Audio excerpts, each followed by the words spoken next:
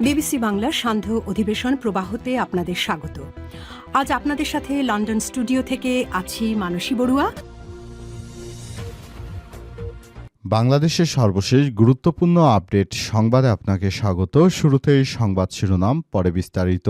প্রথমেই জানাবো আমাদের হাতে থাকা সর্বশেষ গুরুত্বপূর্ণ সবথেকে তাজা আপডেট সংবাদ। জাতির উদ্দেশ্যে ভাষণে ইউনূস বললেন, এই নির্বাচন আমাদের ইতিহাসে স্মরণীয় হয়ে থাকবে। সারা বাংলাদেশে যে নির্বাচন হয়েছে, জনগণ এর প্রত্যাশিত ফলাফল হয়নি। সবাই বলছে ভোট দিয়েছি ভালোভাবে, কিন্তু আশানুরূপ ফলাফল হয়নি।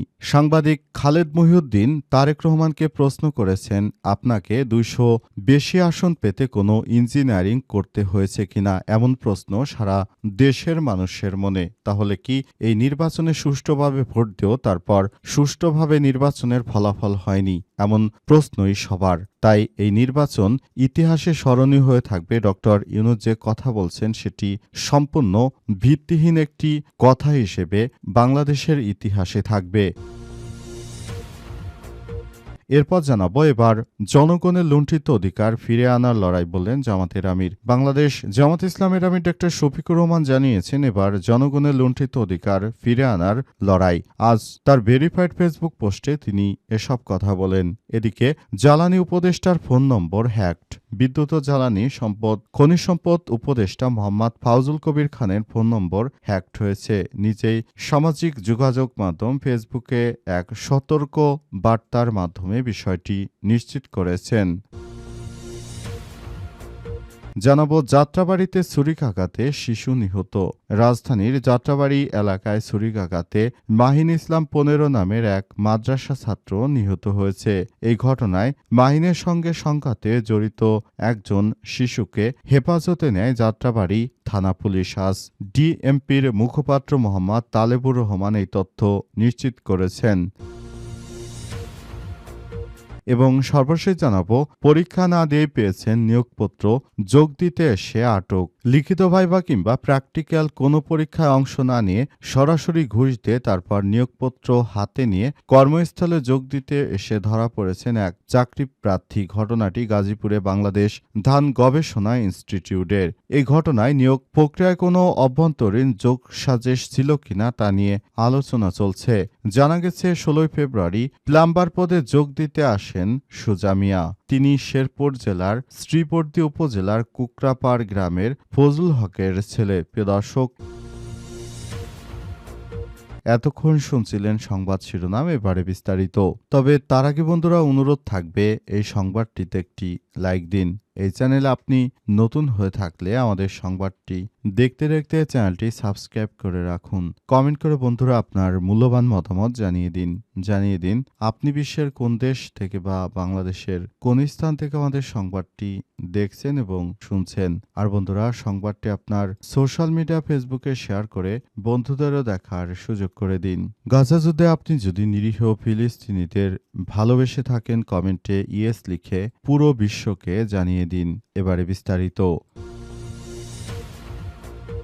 এই নির্বাচন আমাদের ইতিহাসে স্মরণীয় হয়ে থাকবে, বললেন ইউনূস। জাতির উদ্দেশ্যে দেওয়া ভাষণে প্রধান উপদেষ্টা ইউনূস বলেছেন, 17 মাস পর এখন আমার যাওয়ার পালা। আমি আজ আমার কাজ হতে বিদায় নিতে আপনাদের সামনে এসেছি। আজ রাত 9:15 দেওয়া ভাষণে তিনি এমন কথা বলেছেন। তিনি আরও জানিয়েছেন যে বিভিন্ন সময় আমি বিভিন্নভাবে বাধার সম্মুখীন হয়েছি, তবে শেষ পর্যন্ত আমি আমার জায়গা থেকে একটি সুষ্ঠু সুন্দর নির্বাচন উপহার দেওয়ার জন্য কাজ করেছি এবং বাংলাদেশের মানুষকে নিয়ে আমরা একটি সুন্দর ও সম্প্রীতির বাংলাদেশ গড়ে তোলার মধ্য দিয়ে যে নতুন বাংলাদেশ গড়ে তোলার চেষ্টা করেছি, সেটি আপনাদের উদ্দেশ্যে আমি রেখে যেতে চাই। বাংলাদেশের মানুষ মনে করে দীর্ঘদিন ধরে কাজ করে আমি যতটুকু আপনাদের সহযোগিতা করার চেষ্টা করেছি, তার থেকে আপনারাও আরো অনেক বেশি কষ্ট করেছেন। সেই জায়গা থেকে বলতে চাই যে আসলে প্রকৃত ব্যাপারটি সবকিছু সবকিছু দেখভাল করে তারপর সুন্দর করে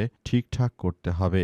বাংলাদেশের সাধারণ জনতা এখনই এই বিষয়টি নিয়ে কাজ করার মধ্য দিয়ে যাবে এবং দেশের মানুষ চিরদিন স্মরণ করে রাখবে এই জাতীয় নির্বাচন, এমন প্রত্যাশার কথা জানিয়েছেন তিনি আরও দাবি করেন নির্বাচনটি অত্যন্ত সুন্দর পরিবেশের মধ্য দিয়ে অনুষ্ঠিত হয়েছে এবং এই নির্বাচনের আকাঙ্ক্ষা ছিল ফলপ্রসূ এবং সে অনুযায়ী কাজ হয়েছে।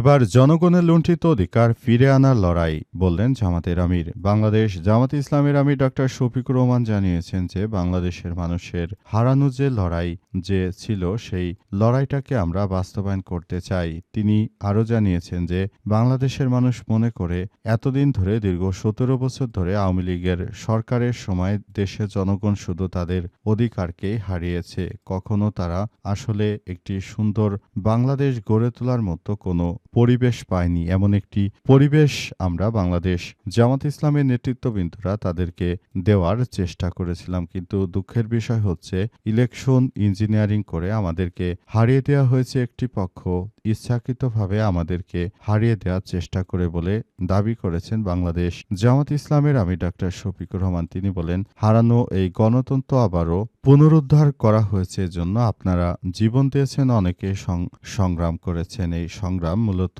আমাদের সবারই বেঁচে থাকার একটি সংগ্রাম। এই সংগ্রামের মধ্য দিয়ে বাংলাদেশটাকে আমরা এখনই সময় বাংলাদেশটাকে আমরা এগিয়ে নিয়ে যেতে চাই বলে জানিয়েছেন তিনি। সেজন্য ইতিমধ্যেই তিনি সবাইকে নিয়ে একটি সুন্দর ও সম্প্রীতির একটি বাংলাদেশ গড়ে তোলার ব্যাপারটিতে আত্মবিশ্বাসী বলে জানিয়েছেন এবং আমরা মনে করি যে আগামীতে যে সুন্দর একটি সংসদ গঠিত হবে সেখানে কোনো অন্যায় ও জুলুম থাকবে না, সাধারণ নিরীহ নাগরিকদের সঙ্গে সবকিছুতে ইনসাফ করা হবে। আমরাও সরকারের সমালোচনা করব, সরকার যদি তার দায়িত্ব যথাযথভাবে পালন না করে সেটি আমরা তাদেরকে জানাবো যে এটা করনি ওটা করনি, কিন্তু আমরা কখনো কোনো ধরনের নৈরাজ্যকর পরিস্থিতিকে সমর্থন করি না। আমরা সেভাবেই চলতে চাই যেভাবে দেশের মানুষ মনে করে যে সরকারে এখন এটা করা উচিত, আমরা তখনই সেই কাজটি করব। কিন্তু বিভিন্ন সময় আমরা বিষয়গুলো নিয়ে প্রতিনিয়ত আমাদের নেতাকর্মীরা হয়রানির শিকার হচ্ছে। তাই বিএনপিকে বলবো, আপনারা আপনাদের কিছু উচ্ছৃঙ্খল নেতাকর্মী রয়েছে তাদেরকে আটকান, তা না হলে আপনাদের আবারও ভাবমূর্তি খারাপ হয়ে যেতে পারে। দেশের মানুষকে ভালোবাসুন, মানুষের বিপদে আপদে কাজ করার চেষ্টা করুন বলে এমনটাই জানিয়েছে জামাতের আমির ডক্টর শফিকুর রহমান। জ্বালানি উপদেষ্টার ফোন নম্বর হ্যাকড। বিদ্যুৎ ও জ্বালানি খনিজ সম্পদ উপদেষ্টা ফাউজুল কবির খানের ফোন নম্বর হ্যাকড হয়েছে। আজ সামাজিক যোগাযোগ মাধ্যম ফেসবুকের এক সতর্কবার্তায় বিষয়টি নিশ্চিত করা হয়। ফেসবুক পোস্টে উপদেষ্টা লিখেছেন, আমার ফোন নম্বরটি হ্যাক করা হয়েছে, আমি কোনো অর্থ সহযোগিতা চাচ্ছি না, এই ধরনের অনুরোধ উপেক্ষা করুন। মোহাম্মদ ফাউজুল কবির খান ২০২৪ সালের ১৬ আগস্ট বাংলাদেশে অন্তর্বর্তীকালীন সরকারের একজন দায়িত্বশীল ব্যক্তি হিসেবে তিনি শপথ গ্রহণ করেন এবং শপথ গ্রহণ করার পর অন্তর্বর্তীকালীন সরকারের প্রধান উপদেষ্টার একজন গুরুত্বপূর্ণ উপদেষ্টা হিসেবে জ্বালানি মন্ত্রণালয়ের দায়িত্ব তিনি গ্রহণ করেন। দীর্ঘদিন ধরে তিনি দেশের জনগণকে নিয়ে কাজ করার যে আগ্রহ দেখিয়েছিলেন সেই আগ্রহ মূলত তিনি প্রচেষ্টা চালাতে থাকেন এবং সবকিছুর মধ্য দিয়ে আসলে তিনি আবারও একটি সুন্দর ও সম্প্রীতির বাংলাদেশ গড়ে তোলার চেষ্টা করেন। এমন একটি বাংলাদেশ তিনি গড়তে চান যে বাংলাদেশ সবার জন্য কাঙ্ক্ষিত ছিল। তবে শেষ পর্যন্ত যাওয়ার আগে তার বিরুদ্ধে একটি অভিযোগ রয়েছে যে তিনি দাবি করেছেন যে মাইলস্টোনে যে বিমানটি পড়েছিল সেই বিমানটি যদি সচিবালয়ে পড়তো সেটি নাকি ভালো হতো, কারণ এত দুর্নীতি হয়েছে সচিবালয়ে, সেসব বিষয়ে কথা বলার জন্যই এক শ্রেণীর দুর্নীতিবাজ কর্মকর্তারা এখন তার মোবাইল ফোনটি আসলে হ্যাক করার মধ্য দিয়ে তারা আবারও জাহির করতে চাচ্ছে যে উপদেষ্টা হিসেবে তিনি পারফর্ম ভালোভাবে করতে পারেননি। কিন্তু তিনি নিজেই জানিয়েছে যে আমরা আসলে দেশের মানুষকে বলতে চাই কখনোই কোনো অন্যায় ও জুলুম করব না, কিন্তু শেষ পর্যন্ত তার সঙ্গে এটি করা হচ্ছে। যাত্রাবাড়িতে ছুরিকাঘাতে শিশু নিহত। রাজধানীর যাত্রাবাড়ি এলাকায় ছুরিকাঘাতে মাহিন ইসলাম ১৫ নামের এক মাদ্রাসা ছাত্র নিহত হয়েছে। এই ঘটনায় মাইনের সঙ্গে সংঘাতে জড়িত একজন শিশুকে হেফাজতে নেয় যাত্রাবাড়ী থানা পুলিশ। আজ রাতে ডিএমপির মুখপাত্র মোহাম্মদ তালেবুর রহমান এই তথ্য নিশ্চিত করেছেন। আজ আনুমানিক ৯টা ৩০ মিনিটে কাজলার পাড় স্কুল গলিতে এই ঘটনা ঘটে। গুরুতর আহত অবস্থায় মাহিনকে উদ্ধার করে ঢাকা মেডিকেল কলেজ হসপিটালে নেওয়া হলে কর্তব্যরত চিকিৎসক রাত আনুমানিক ১১টায় তাকে মৃত ঘোষণা করেন। এই ঘটনার পর পরিস্থিতি এখন থমথমে অবস্থায় বিরাজ করছে। অনেকেই বলতে শুরু করেছেন যে একটি রাজনৈতিক দলের নেতাকর্মীরা ক্ষমতায় আসার পরপরই সারা দেশ জুড়ে আবারও নাশকতার ষড়যন্ত্র এবং বিভিন্ন সমস্যা শুরু হচ্ছে।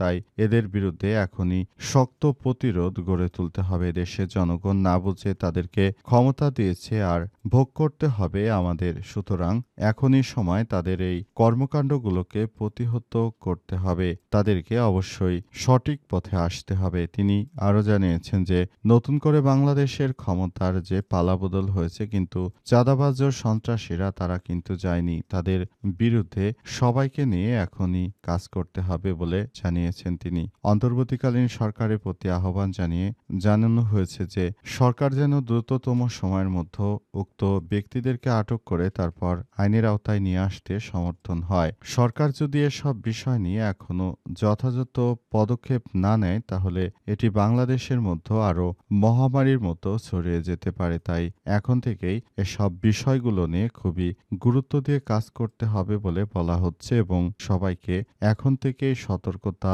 সঙ্গে রাস্তাঘাটে বের হয়ে যার গন্তব্যে যাওয়ার জন্য আহ্বান জানানো হচ্ছে বলে সেই বিষয়গুলোকে সামনে আনা হচ্ছে এবং বলা হচ্ছে যে বাংলাদেশের বর্তমান যে নতুন রাজনৈতিক সরকার এসেছে তাদের কাছে মানুষের যে প্রত্যাশা ছিল সেই প্রত্যাশা অনুযায়ী তারা যেন কাজ করে। কিন্তু প্রকৃতপক্ষে এ পর্যন্ত বাংলাদেশে যারা এই সরকার এসেছে ঘুরে ফিরে সেই একই সরকার বারবার দেখেছে মানুষ। সুতরাং এবারও যে পরিবর্তন কিছু হবে না সেটি দিনের মতোই পরিষ্কার। কিন্তু তারপরও মানুষ আশায় বুক বাঁধে সরকার যদি তাদেরকে কোনোভাবে একটু সহায়তা করে কিংবা দেশটাকে ভালোবাসে।